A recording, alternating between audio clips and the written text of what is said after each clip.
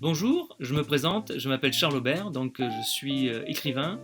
J'ai écrit à ce jour trois romans, ce sont trois romans policiers, donc qui sont parus en grand format aux éditions Slatkin et compagnie et en format poche pour les deux premiers chez les éditions Pocket. Alors je vais vous présenter peut-être des couvertures très rapidement.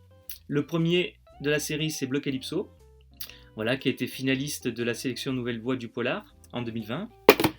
Rouge Tango, qui est sorti en mars de cette année aux éditions Pocket.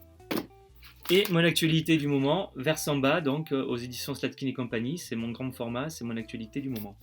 Alors, ce sont trois polars qui font partie d'une série, mais chaque opus peut être lu indépendamment des deux précédents. Donc, vous pouvez lire très bien, vous pouvez tout à fait commencer par Versamba.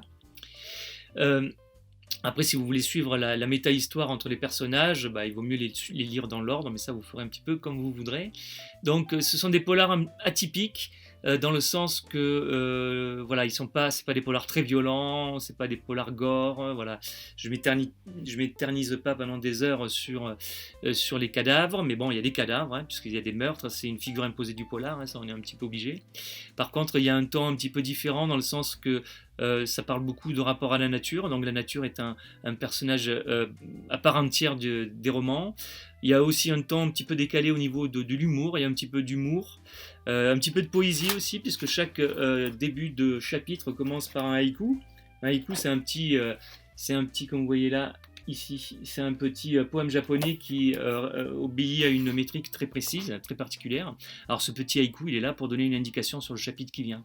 Quand vous lisez juste le haïku, vous n'allez pas vous comprendre ce qu'il vient faire là, mais si vous lisez le haïku, après que vous lisez le chapitre, si vous revenez au haïku, vous allez comprendre pourquoi je l'ai installé à cet endroit-là.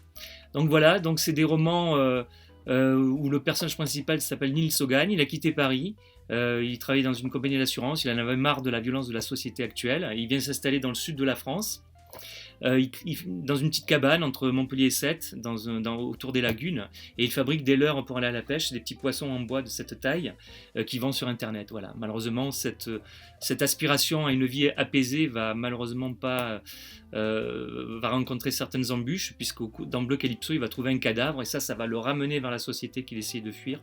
Et Lizzie, qui est la fille de son voisin de cabane, qui est une journaliste d'investigation, en enquêtant sur ce crime, va, elle, s'efforcer de le ramener vers le sentiment amoureux qu'il avait déserté depuis nombre d'années. Voilà, j'espère que ça vous plaira. Et puis je vous dis à très bientôt, j'espère à Perpignan, dans les Pyrénées-Orientales, très rapidement, dès qu'on pourra à nouveau refaire des salons. À bientôt.